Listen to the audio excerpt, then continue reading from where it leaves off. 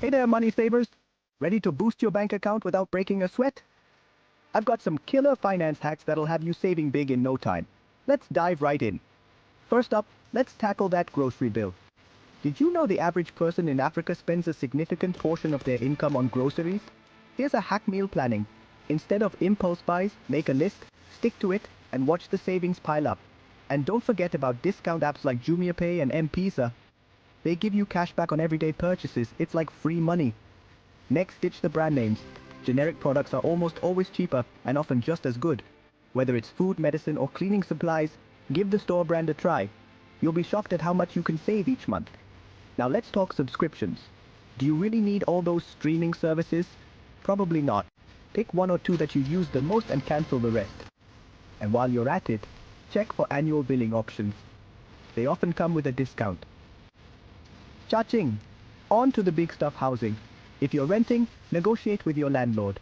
You'd be surprised how many are willing to lower your rent, especially if you're a good tenant.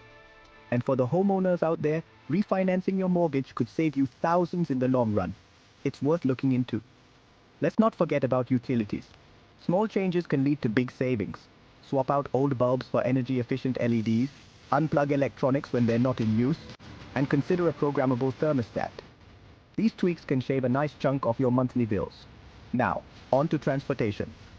If you can ditch the car, public transportation, biking, or even walking can save you a ton on fuel, maintenance, and insurance.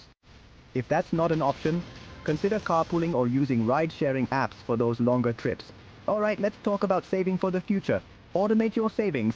Set up automatic transfers to your savings account each month. Even 500 Kenyan shillings a week adds up over time.